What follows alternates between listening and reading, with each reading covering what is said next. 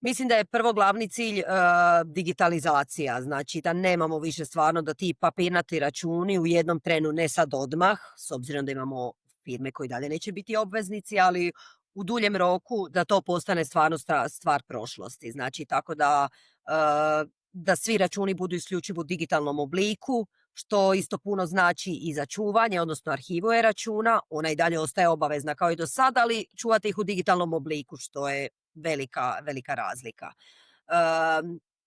Dodatno, znači, cilj je nekakva potpuna transparentnost. Ok, to je više za poreznu bitno da ima nadzor u stvarnom vremenu, ali s druge strane i primatelji i izdavatelji imaju transparentnost. Dodatno, Dobar dan. Danas razgovaramo o temi koja će u narednim mjesecima utjecati na svakog poduzetnika u Hrvatskoj, a to je novi Zakon o fiskalizaciji koji stupa na snagu 1. siječnja 2026. godine. Što nam donosi fiskalizacija 2.0? Kako će izgledati prijelaz na e-račune? Tko se ulazi u sustav?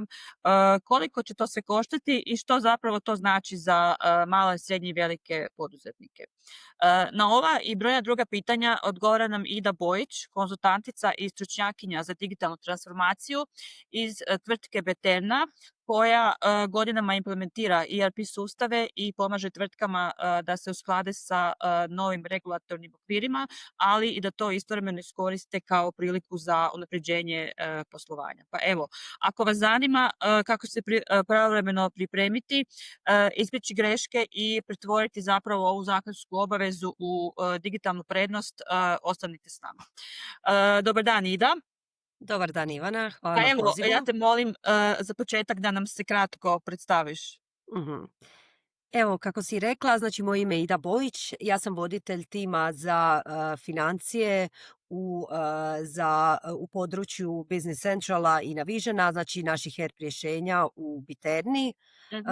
U Biterni radim već punih 12 godina, što znači da sam se susrela s brojnim izazovima. Fiskalizacija 2.0 je zasigurno jedan od većih, ali onaj koji svi zapravo prije nje pamtimo je zapravo prelazak na euro. Prošli smo zajedno s našim klijentima i to, proćemo sad, ja vjerujem i sigurna sam zapravo jednako uspješno i ovu fiskalizaciju 2.0. I ja zajedno zapravo sa svojim timom radim trenutno na tome da svim našim klijentima osiguramo jednostavan, siguran prijelaz na fiskalizaciju 2.0 i da im ovaj prijelazni period u kojem je puno šuma i buke u komunikaciji, u kojem nitko nije siguran što nas zapravo očekuje, prođe što bezbolnije. Pa da, evo sad si ti spomenula euro, taman ste zaboravili kako je to sve bilo. To vas čeka, baš me zanima nakon prvog šta ćete reći, šta je bilo teže od jedno Pa je. evo, da, mi smo taj euro dočekali, ne mogu reći u strahu, ali sa jednom ogromnom dozom opreza i mislim da nam svi naši klijenti mogu potvrditi da je to prošlo baš, gotovo bi rekla, bezbolno. Priprema je bila dugotrajna, ali je krajnji rezultat bio stvarno odličan i nekako mislim da će se ista stvar desiti s fiskalizacijom 2.0. Ali Dakle, naravno, to nije jedina zakonska promjena koju smo podržali, bar ja osobno ovih 12 godina, tako da definitivno da. imamo iskustva. Navikli ste. Ali evo Da. da, mislim, svi smo čuli za fiskalizaciju tu koja sad dolazi. Priča se o tome, ali nije nam svima baš sve jasno, pa bi ja voljela stvarno da ovo bude jedan podcast gdje ćemo to sve poduzetnicima onak, tako kažem, zdravosteljački Može. objasniti, pa ajmo od početka. Dakle, imamo postojeći zakon o fiskalizaciji koji se odnosi na fiskalizaciju gotovinskih računa i Mhm. online kartičnog plaćanja. Što nam donosi ovaj novi zakon koji zapravo već je aktivan, jel tako? Od kad je on Pa, na snazi? mi smo sad u nekom prijelaznom periodu, ali on nije aktivan na način da ta fiskalizacija 2.0 je stupila na snagu, ali zapravo s 11. mjesecom, ranije su spominjali 9. s 11. mjesecom kreće taj testni period zapravo, koji će omogućiti ljudima da se pripreme. Ali Mhm. zapravo zakon stupa na snagu s 1.1.2026. I tu su dvije bitne odrednice. Što se tiče B2C, znači računa u krajnjoj potrošnji, fiskalizacija se proširuje sa znači gotovinskog, odnosno kartičnog plaćanja na sve oblike plaćanja, znači virmanska plaćanja i slično će postati predmet fiskalizacije. Dobro. Dodatna velika promjena koja mislim da je sad ovdje još u većem fokusu je u B2B, odnosno B2G poslovanju je da se uvodi obveza e-računa i fiskalizacija samih e-računa. Ovo sve što spominjemo se odnosi na poduzetnike koji su u sustavu PDV-a. Ovi koji su izvan sustava PDV-a će postati obveznici ovog cijelog procesa s 1.1.2027. Ali jedna bitna napomena je da i poduzetnici koji nisu u sustavu PDV-a od 1.1.2026. moraju moći zaprimati e-račune. E sad, država je tu uskočila sa tom aplikacijom mikro e-račun kojim će se zapravo omogućiti tim malim subjektima da zaprimaju e-račune, da ne moraju sad ići u neki dodatni trošak. Znači, ako se ne varam, to će biti i besplatna aplikacija za te male poduzetnike. Tako da s te strane njima olakšano i oni zapravo će na iskustvo od ovih godinu dana od poduzetnika koji jesu u sustavu PDV-a moći steći neko iskustvo, ili kako to zapravo funkcionira. Ali Znači, zapravo je oni cilj... moći normalno slati račune ovima koji jesu u sustavu PDV-a i zaprimati njihove račune, sve normalno. Oni će slati normalno, znači ne moraju slati elektronske račune, ali zaprimati moraju i zato su obvezni preko porezne prijaviti ko je njihov taj provider, odnosno preko te besplatne aplikacije mikro e-račun će to moći zaprimati. Dobro, evo ja sam baš jučer čula da zapravo će se morati, osim ovoga, dakle što nam sad tu ulazi transakcijsko plaćanje prema direktnim klijentima, poduzetnici će morati imati, da tako kažem, analitiku toga, odnosno morat će se znati šta je šta, jel tako? Da, to je zapravo, to vjerojatno misliš na ovu KPD klasifikaciju. Ona vas zapravo ona unificira te nazive, odnosno šifarnike artikala i usluga. I zapravo s jedne strane moram reći porezno je olakšava jer oni znaju što je točno prodano, kupljeno i slično. Poduzetnicima u ovom trenu dosta otežava jer stvarno s tim KPD šiframa ima dosta posla. Oni moraju znači to svoje poslovanje rasporediti prema tim šifarnicima, ali mislim normalno je uvijek da u tom početnom i prijelaznom periodu ima više posla za poduzetnike. Mislim da je to nešto prirodno i na što su nažalost navikli. Ali mislim da se sad nekako rasvjetljava situacija oko tih KPD šifri i da su svi zapravo sad uspjeli shvatiti što to točno znači. Ali znači to da mi zapravo to moramo postaviti u jednom... Tako je. To znači i to možemo sad i prije 1.1. Tako je. Zapravo su naši klijenti već krenuli s tim postavljanjem, tako da definitivno. Mislim, mora se zapravo prije 1.1. Osim ako niste stvarno neka mala firma s 1 do 2 artikla, onda će možda to biti jednostavno, ali ovako u stvarnosti za ozbiljne veće firme definitivno je sad pravo vrijeme za krenuti s tim. Dobro, i sad prije nego što se ubacimo u tu cijelu papirologiju i birokraciju, mnogi kažu poduzetnici da je to zapravo još jedno opterećenje. Evo, ti si u tome, pa evo, imaš li, daj nam neku nadu, koja je zapravo ideja iza toga? Znači, znamo da je prva fiskalizacija je bila usmjerena na borbu protiv sive ekonomije, koliko je uspjela je velikim dijelom i je. Što je zapravo ovdje cilj i koji su zapravo tu benefiti za nas poduzetnike da mi lakše to sve pretrpimo? Pa dobro, to je možda više pitanje, ne znam, za vladu ili za poreznu upravu, ali ja ti mogu reći sa svog stajališta kako ja to nekako vidim. Mislim da je prvo glavni cilj digitalizacija, znači da nemamo više stvarno da ti papirnati računi u jednom trenu, ne sad odmah, s obzirom da imamo firme koji dalje neće biti obveznici, ali u duljem roku da to postane stvarno stvar prošlosti. Znači tako da svi računi budu isključivo u digitalnom obliku, što isto puno znači i za čuvanje, odnosno arhivu e-računa. Ona i dalje ostaje obavezna kao i do sada, ali čuvate ih u digitalnom obliku, što je velika razlika.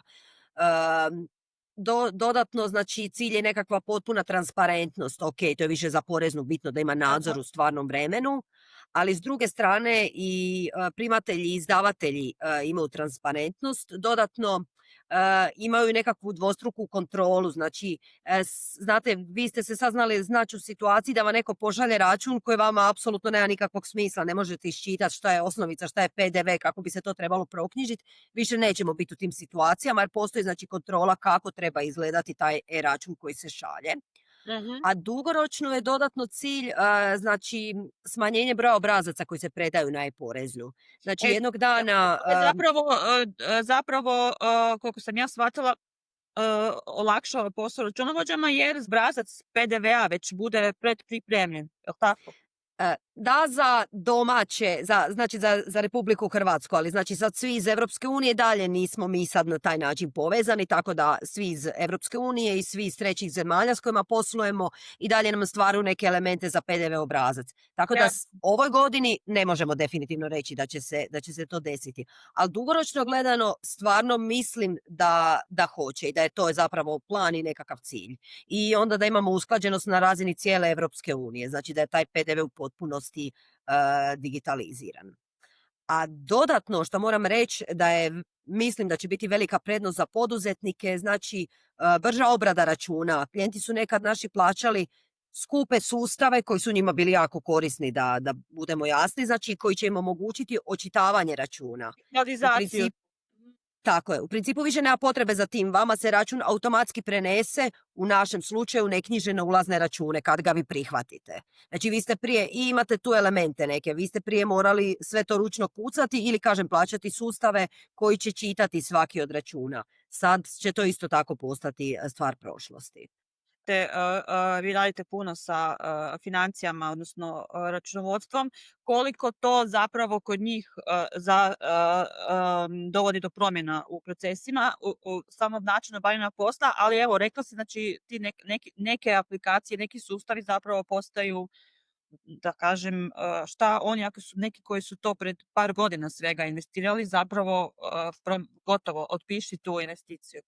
Ha dobro, gledajte, još neko vrijeme će se za ove klijente koji nisu u sustavu PDV-a, pa iz zemalja Europske unije, pitanje kad ćemo se mi kad će Europska unija početi funkcionirati u potpunosti na taj način, a to su, ako su klijenti znači koji primaju puno računa iz EU ili iz trećih zemalja, tako da u nekom duljem roku da, iako vjerujem i da će se za te aplikacije naći neko možda rješenje i korisna uporaba. A sad što se tiče računovodstvenih servisa, ja mislim ne da mislim, nego sam...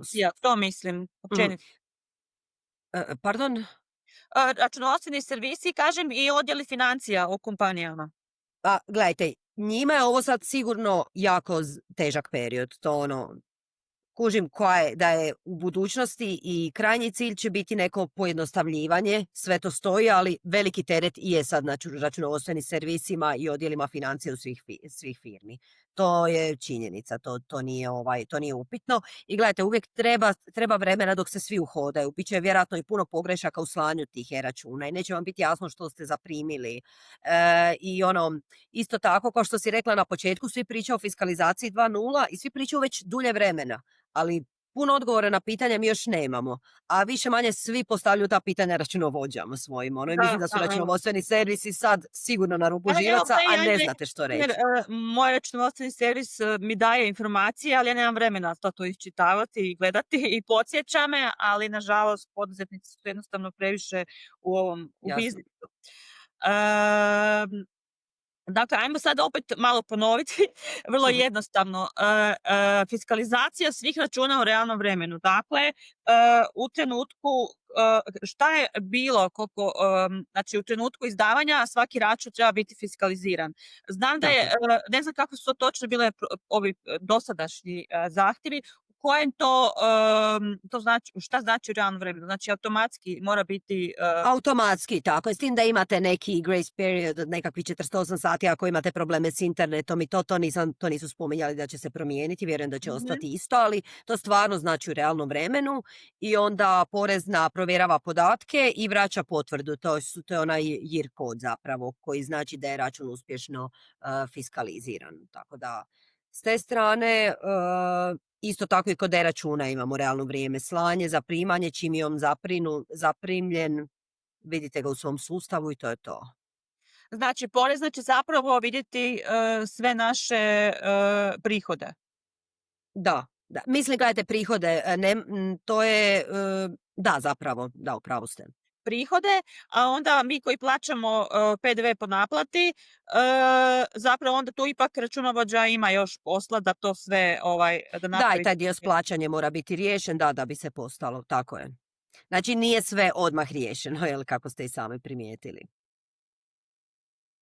Da li ovaj način, dakle, da li nama će ta fiskalizacija zapravo onda omogućiti i nekakvu analizu, analitiku računa po načinu plaćanja i od tome da li su B2B, znači ovo sve što reportiramo, da ćemo mi to moći kod sebe analizirati? Apsolutno. S tim da ja moram reći, na primjer, klijenti koji koriste Business Central, odnosno Navision, već sada bez ikakvih problema mogu analizirati sve te podatke, znači vide i po načinima plaćanja i po kupcima, odnosno dobavljačima i onda i unutar toga jesu li to krajnji potrošači, B2B segment ili B2G, već sad se vidi u sustavu. Ali za neke manje firme će to sigurno, koje nemaju tako kvalitetan ERP ili koji možda uopće nemaju ERP, to će definitivno pomoći. Aha, pa da, evo kad pričamo dakle o benefitima za poduzetnike, vi ste, dakle koristite Business Central, odnosno ovo je konkretno Microsoftovo rješenje, vi ste međunarodna kompanija i koja postoji u Europskoj uniji i servisirate klijente u ovakvim sličnim projektima. Kakve su to, koje to benefite donosi klijentima iz vašeg iskustva ovakvi projekti? Apsolutno, znači mi poslujemo zapravo Biterna je jedna od vodećih europskih tvrtki za poslovna softverska rješenja i za usluge digitalne transformacije, a dodatno smo mi od 2022. dio Telefonica Tech grupe, koji je pak globalni lider u digitalizaciji, tako da mi imamo stvarno pristup širokim rješenjima u područja clouda, cyber sigurnosti, umjetne inteligencije i tako dalje. I znači svim našim klijentima zapravo pružamo potporu u tom procesu digitalne transformacije u skladu sa zakonodavstvom pojedine države. I definitivno imamo iskustvo, primjerice, ne znam, u Švicarskoj proces prijave PDV-a je toliko jednostavniji u odnosu na situaciju koju mi trenutno imamo u Hrvatskoj, tako da možemo reći, ako gledamo neke zemlje koje su ipak ispred nas po pitanju digitalne transformacije, da je budućnost svjetla. To bi značilo da je praktički ta proces prijave je automatiziran, jel tako? Tako je, da. Dobro. Dakle, dio sad fiskalizacije su ti e-računi koje smo već spomenuli, ali bih voljela da se malo više na njih fokusiramo. Dakle, do sad su ih poduzetnici izdavali samo kad su radili sa javnim sektorom. Idemo sad prvo na ovo arhiviranje. Znači, imamo sad obvezu 11-godišnjeg arhiviranja kod posrednika. To se naravno mora posebno snimati. Dakle, ti naši računi, kad mi njih izdamo preko e-računa, oni neće biti lokalno kod nas dostupni, nego isključivo kod posrednika. Mislim, vi možete njih spremati kod sebe lokalno, ali je posrednik dužan njih čuvati u izvornom digitalnom obliku, primjerice XML-u, i oni moraju biti čitljivi. I sad tih 11 godina je zapravo istih onih 11 godina koje smo do sad imali za papirnate račune, s tim da moram naglasiti da za sad se ne očekuje, nema nikakvih ideja da će država tražiti naknadno arhiviranje postojećih računa. Znači ta obveza čuvanja u digitalnom obliku kreće od 1.1.2026. i vrijedi isti tih 11 godina koje je zakon propisivao i do sada. S tim da... Ali zapravo država, recimo kad ti porezna uprava dođe u nadzor, onda su to oni tražili neke račune, ali oni će sad te račune već imati, jel tako? Oni će imati, da. Sad, hoće li biti tražiti od vas da se vidi koji su provider i slično, da, potencijalno, stvarno nemam te detalje, ali oni će zapravo već imati te račune, ali naravno sigurna sam da će opet i dalje od poduzetnika tražiti te račune, pogotovo dok smo sad u ovom prijelaznom periodu, znači dok vam e-račun nije jedini račun koji vi možete zaprimiti. Znači, Jasno, osoba koja nije u jasno. sustavu PDV-a vam šalje, tako da arhiva i dalje mora postojati. Dobro, nadamo se da to neće biti neki značajni troškovi. Znaš li Pa možda što ako promijenimo posrednika? Šta Pa se dešava? mislim da novi posrednik mora zaprimiti, prije znači te arhivirane dokumente. Znači s te Mhm, strane i s tim da evo Porezna je baš ovih dana objavila listu, posrednika koje ona odobrava. Znači na stranicama od Porezne je moguće naći koji su posrednici, ajmo reći, provjereni, sigurni i svakako je na primjer našim klijentima preporuka za naše klijente da idu s tim posrednicima koji za koje smo sigurni da će stvarno moći slati i zaprimati na pravi način, a i arhivirati. dobro.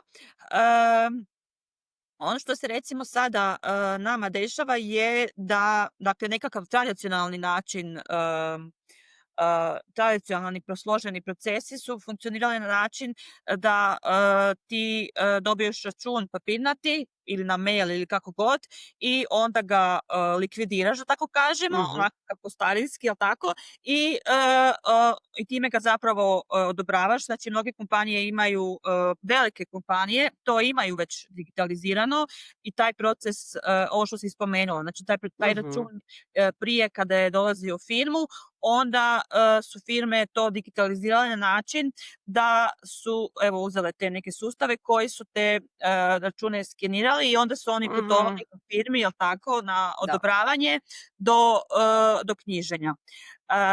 Međutim, ono što se sad recimo nama dešava da neki i to je pravilan proces odobravanja i knjiženja Likvidatura, računa i slažem se. troškova kompanijama.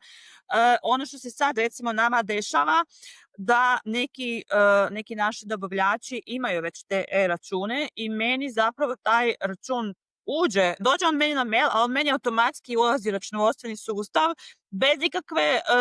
bez ikakve odobravanja. Dobro, to je do tog sustava. Ja stvarno moram reći, znači da mi imamo dobro posložen taj sustav odobravanja. Mhm. Znači, provider će fiskalizirati zaprimanje, znači potvrđuje da je zaprimio račun. A primatelj do 20. idućeg mjeseca može eventualno odbiti račun. Znači, nema te situacije da se vama nešto knjižilo što vi ne znate da ste dobili. S druge strane, znači, račun dođe u sustav, račun dođe u ERP i onda ide taj proces odobravanja. Isto kao i do sad. Znači, mi definitivno to što smo primili e-račun ne znači da smo mi potvrdili, aha, ok, to je dobar račun, ja ću ga sad proknjižiti, to je to. Znači, taj dio definitivno i dalje ostaje isti. I mislim, što je logično jer bi potencijalno to značilo da vam bilo ko može poslati e-račun, da vi Pa da. nemate nikakvu kontrolu nad svojim ulaznim računima. Tako da mislim da svi dobri sustavi će i dalje zadržati proces odobravanja kao i do sada i proces knjiženja računa. Taj dio ne bi smio biti sporan. Ali evo, Znači, ako pričamo o malim poduzetnicima, mi ćemo sad uzeti tog nekog provajdera za mhm. e-račune i kako će ići taj proces? Nama će taj račun doći na mail, jel tako? Gledajte, vi ćete ga zaprimiti u svoj sustav, ali to Da. i dalje ne znači da ste ga vi proknjižili. Znači, kao Mhm. što kaže video, 20. idućeg mjeseca imate pravo odbiti taj račun. Znači, i dalje ide proces knjiženja kao i do sada.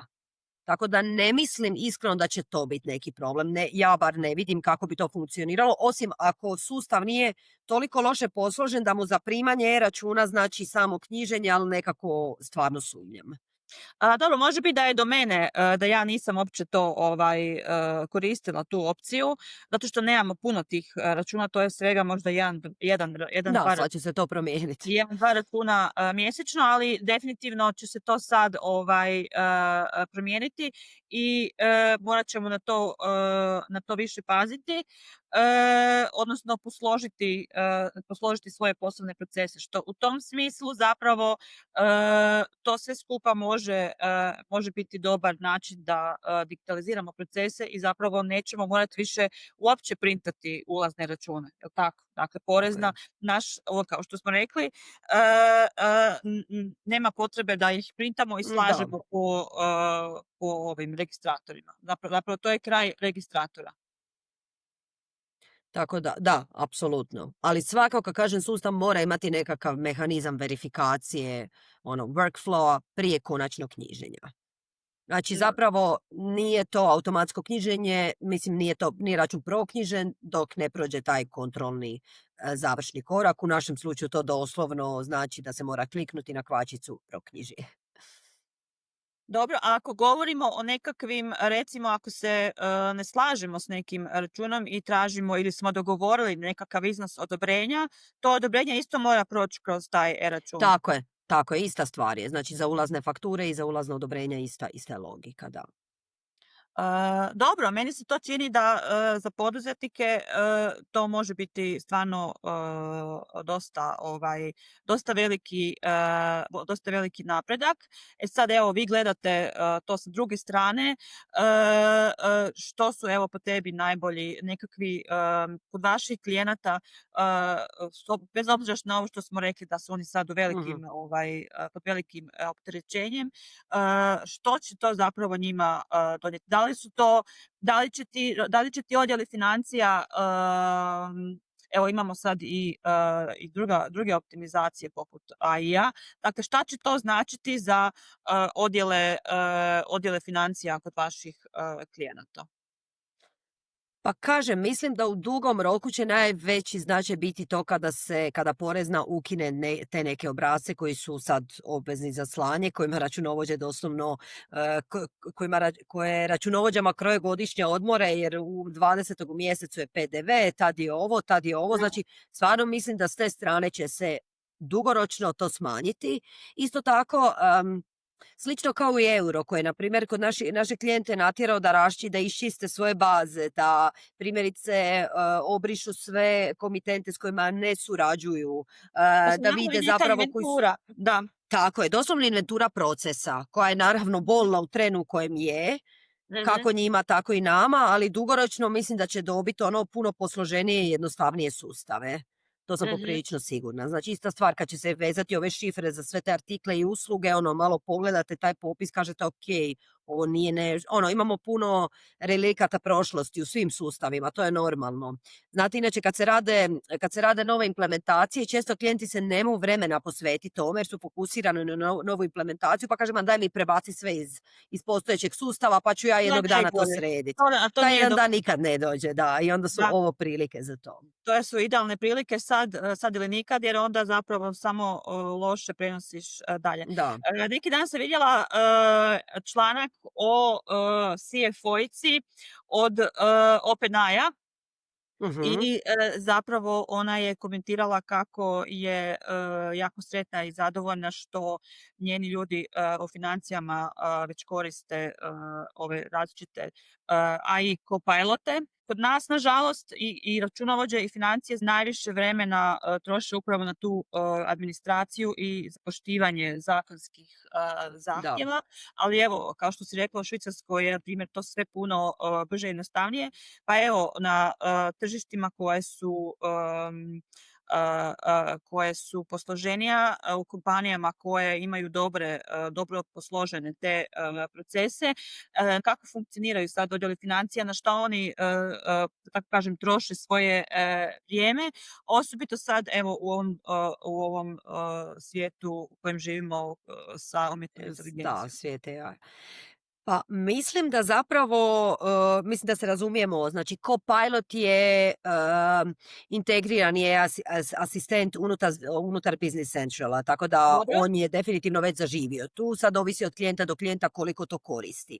Ali u principu ja mislim da on omogućuje da se fokusiramo, na primjer, na stvarnu analizu podataka. Primjerice, on vam omogućuje da sažmete podatke, financijske izvještaje, a da onda se bavite time zašto je došlo do neke promjene, što mi to ukazuje, u kojem smjeru mogu ići. Znači, on vam zapravo sumira podatke i daje vam neku osnovu osnovu s kojom vi možete raditi i razmišljati o nekom smjeru budućnosti, a ne da gubite vrijeme na to Na kako prikupiti operativu. podatke, gdje da nešto iskopan, koliki mi je bio trošak u prošlom mjesecu za to. Vi se sad možete baviti zašto je to tako, što ja mogu učiniti, je li da smanjim troškove ili povećam prihode, sad da pričam najjednostavnije moguće. Znači on vam daje zapravo na najjednostavniji mogući način vam daje podatke u sustavu. Tako da, E, a i mislim da ne pričam da vam može pomoći, ne znam, pisati mailove, generirati ponude iz Business Centrala odmah sa tekstom unutra i tako da vam skraćuje rad na tim nekakvim jednostavnim operativnim zadacima koje do sad ipak neko definitivno trebao raditi. Da, jer zapravo puno ljudi u odjelu financija, odnosno najviše u odjelu računovodstva konkretno, je bilo jako operativno, znači bili su fokusirani na knjiženje, na jednostavno da prikupe tu svu dokumentaciju i da osiguraju da ona završi u sustavu. Dakle, možemo očekivati zapravo da će u financijama raditi oni koji jako dobro koriste AI, jel tako? A ne oni koji Pa, mislim, to je sad to vječno pitanje AI-a koja će zanimanja on zamijeniti i slično. Mislim da je to sve opet nešto u dugom roku i da je sad to u sferi više našeg osobnog stava nego što imamo neku konkretnu potvrdu da će se to tako dogoditi. Ali ono što bih ja htjela reći, kad pričamo o klijentima, našim klijentima koji koriste Business Central i Navision, računovodstvo je tu već poprilično automatizirano. Znači mi već sad imamo predloške, pa znači ako imate predloške na primjer na dobavljačima, pa ako imate račune koji se iz mjeseca u mjesec ponavljaju, naši klijenti ne moraju to ručno kucati. Isto tako ERP je cijeli utemeljen znači na parametriziranju u početku. Znači jako je težak taj proces postavljanja Business Centrala ili Navisiona u sustavu, ali dugoročno, znači vi imate sve u pozadini i nema to klasičnog računovodstvenog rada, sad ću ja tu nešto iskontirati na računu, nego on jako pametno to već sada odrađuje. Tako da naši korisnici već jesu na toj nekoj višoj razini. Stvarno ne mogu reći da se oni bave baš tim najjednostavnijim zadacima, ali definitivno Copilot ubrzava. Sustav te, ne možeš raditi u sustav jer on to radi. Ali evo reci mi, mi dosta se bavimo poduzetnicama koje su toj nekoj spremne za tu neku sljedeću fazu razvoja, gdje već imaju uhodano poslovanje, zaposlenike i jednostavno moraju napraviti taj sljedeći korak i digitalizirati procese. Znamo da su ti ERP-ovi dosta dosta skupi i većina ih je, tako kažem, kalibrirana za velike multinacionalne kompanije. Pa evo, kako taj Business Central, kojim vrstama klijenata, odnosno isto tako koje industrije možete podržati i šta to znači konkretno, da li to znači, čisto da evo poduzetnicima isto objasnimo taj dio, jer to znači da će onda on obuhvatiti ne samo financije, nego će obuhvatiti sve od ulaza u tvrtku. Apsolutno, znači ja ne bih rekla da je Business Central prilagođen isključivo za multinacionalne kompanije, dapače nikako. Znači mi u Hrvatskoj imamo od manjih firmi do stvarno velikih proizvodnih poduzeća koje već godinama koriste Business Central, odnosno nekadašnji Navision. On je integrirani sustav, što znači da doslovno vi u istom sustavu pratite, ne znam, nabavite jedan drveni trupac i na kraju u salonu namještaja prodajete kauč. Znači ERP to sve pokriva. Znači on pokriva isto, možete pokriti klijente koji imaju i proizvodnju. Apsolutno, znači do jako velik broj naših klijenata, dapače to su naši najveći klijenti, imaju proces proizvodnje u Business Centralu.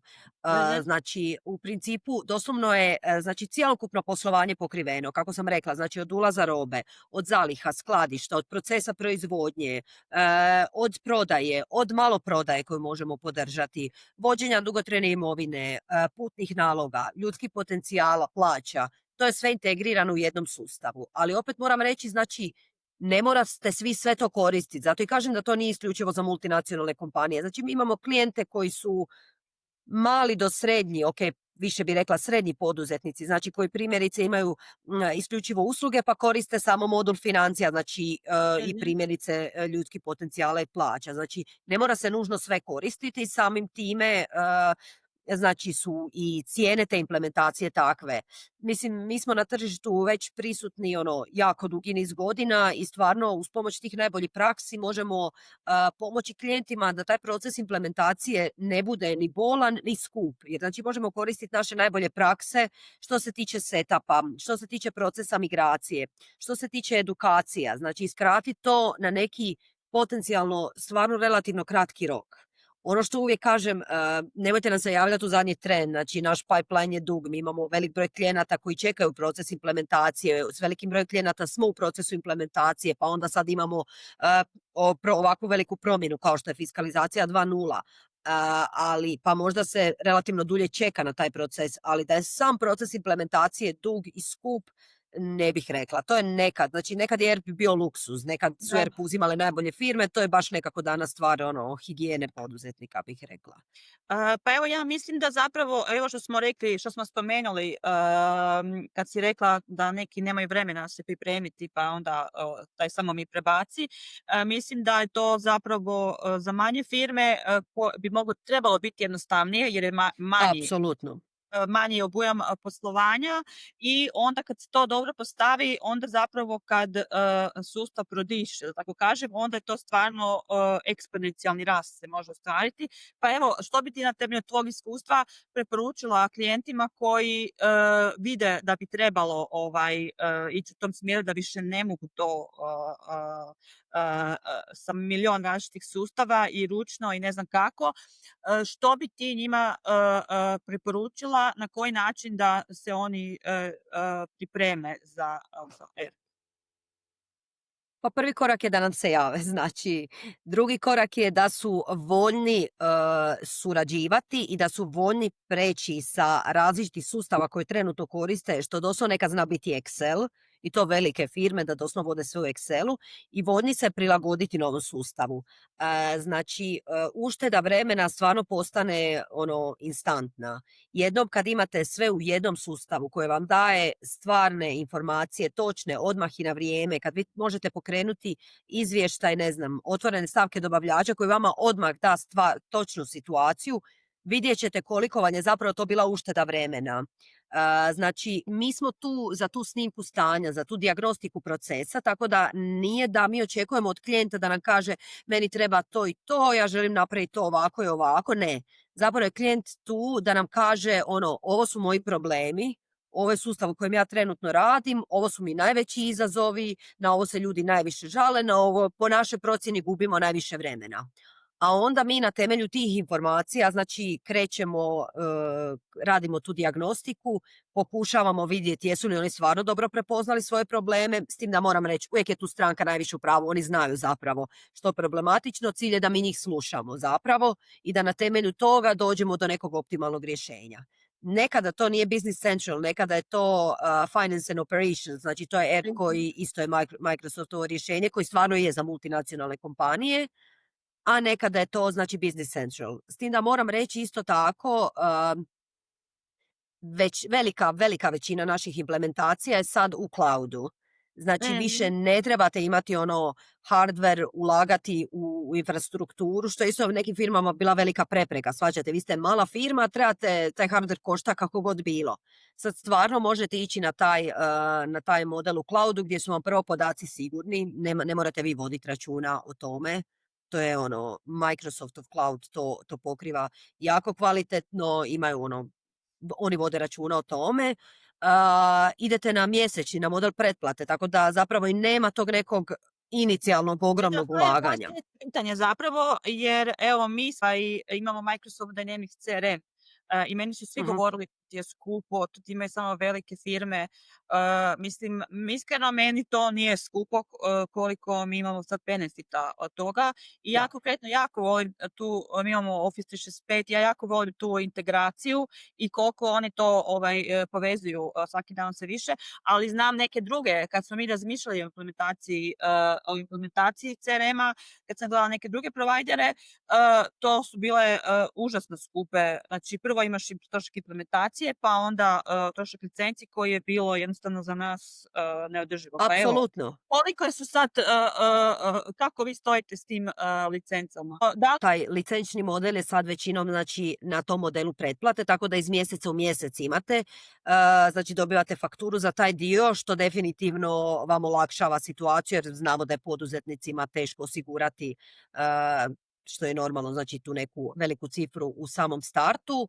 Plaća se po korisniku, uvijek se Mhm. taj broj korisnika može i promijeniti, tako da s te strane znači nije da ako vi pogriješite u broju korisnika koji će koristiti ERP ili CRM Mhm. ili BI, znači možete to na mjesečnoj bazi opet ukinuti, što je Mhm. isto, Ljudi što je vam isto velika dolaze, prednost. odlaze, ne trebamo uvijek isti broj. Tako je, tako je. I taj Ono što dio bih vam ja to samo se omogućava, da. vratila, kad si govorila o implementaciji, što isto mogu reći iz svog iskustva kao mali poduzetnik, je da je važno da zaista je neko posvećen toj implementaciji.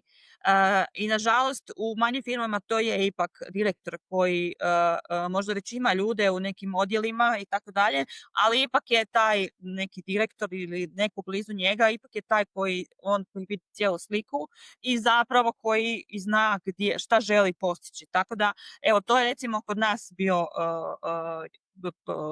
problem što ja nisam bila toliko posvećena projektu. Tako, ali evo, na kraju je dobro ispalo i zaista sad nam je to, tako kažem, srce poslovanja. Da ne Je, to kažem je da baš, možemo normalno skalirati na druga tržišta na kojima radimo. to je lijepo za čuti, drago mi je. Da. Ali da, apsolutno si u pravu, znači treba biti osoba koja je posvećena tome i koja je odlučna u odluci da se taj sustav uistinu implementira. Mi smo često nailazili na otpor ljudi koji stvarno u tom procesu, periodu implementacije trebaju duplo raditi, znači oni smo u Da. svoj regularni posao, s druge strane vi trebate ići na nekakve edukacije, pa trebate vježbati, što se često ne dogodi, pa trebate proći taj proces često prvog, znači kada ide to nekako završno testiranje, kad trebate potvrditi da je sve ok i onda na kraju trebate početi s nekim datumom, odjednom i raditi u novom sustavu. I tu često se susretnemo s otporom i to je normalno, bih rekla, apsolutno, jer nikome se ne da raditi dupli posao u nekom periodu. Ali ako imate osobu u firmi koja je odlučna u tome i koja vidi zapravo dalje u budućnost, koja vidi širu sliku, koji će biti benefit toga, onda zapravo gotovo uvijek projekt uspije.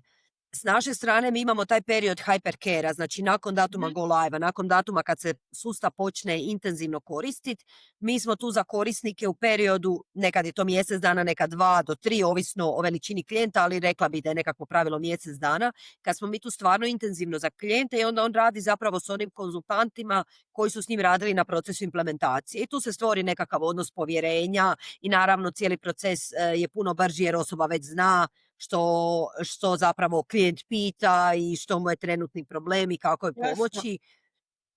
I onda taj period nekako prođe relativno jednostavno koliko je moguće u tim okolnostima, a kad klijent malo, ajmo reći, ojača, kad se osnaži, kad stekne nekakvo samopouzdanje, prelazi na naš support. Mhm. Naravno, onda u okviru suporta imate stalno nekakve ili zahtjeve za izmjenom kad želite poboljšati sustav ili ovakve situacije kao što je fiskalizacija 2.0 ili ne znam, često se događaju nekakve promjene, ne znam, sa SEPA formatima, sa nekakvim izvještavanjima i slično, koje mi onda uvijek zapravo podržavamo. Da. I to je svakako bitno da taj period, da ne ostavite klijente Je. same. Dobro, evo sad za kraj samo vratimo se na teško pitanje kazni, odnosno kazni kod fiskalizacija. Jesi li upoznata koje su kazne, da li su predviđene kazne ili? Pa gledala sam da malo to i u principu kazne jesu predviđene. Mhm. I to znate i sama firma i odgovorna osoba unutar poduzeća, pa tu imamo od par tisuća do nekoliko desetaka tisuća eura, ovisno o samoj povredi zakona, ali ja nekako vjerujem i mislim da i porezna stvarno ide u tom smjeru, da u tom prijelaznom periodu se stvarno to svede na upozorenja, savjete i slično i onda da tek kako u ponovnoj kontroli se utvrde velike nepravilnosti, da će tu biti neki kazni. Jer mislim da kako je poduzetnicima to sve novo, mislim da i poreznoj, rekla bih, tako da nadam se da će biti neki taj grace period, da sad Da, pa vjerojatno se očekuje da svi to počnemo koristiti. Onaj ko ne bude koristio, to je jasno. Ali koje je to razdoblje prijelazno, koliko je to E, mjeseci? to Jedan ćete ili morat pitat porezno. Ja vam ne mogu dati odgovor na to pitanje, ali nadam se da će biti blagi za sam početak, ono bar nekakva prva 2 do 3 mjeseca da očekujemo, da, jer znamo da kako je očekujemo bilo neku sa potporu. eurom. Znači nisu baš bili prema malim poduzetnicima, Da. nisu baš bili bilo je svega. Dobro Ida, evo, hvala ti puno. Mislim da možemo zaključiti da ako ćemo gledati pozitivno, kao na fiskalizaciju način, da unaprijedimo i, digitaliziramo, naše procese, da ćemo sigurno sljedeće godine biti na, većoj stepenici, razvoja Da. unutar naših kompanija. Slažem se s tobom, ono, možda bolje da se trudimo biti pozitivni i gledat tako, a ovaj prijelazni period do kraja godine će nekako i proći. Mislim, Dobro. mi sad intenzivno organiziramo i evente za naše klijente i sastanke gdje pričamo o toj temi fiskalizacije i na Biterna Dayu će to definitivno biti jedna od vrućih Mhm. tema, upravo fiskalizacija i Copilot kojeg si ranije spomenula. Tako da to je nešto što svih zanima i ono, trudimo se pružiti maksimalno informacije. Nadam se da ćeš nam se i ti pridružiti na tom Pa evo eventu. da, Copilot me zanima, stalno svaki dan Onda gledam. svakako dođi. Da. Evo, Hvala ti puno. hvala tebi, Ivana.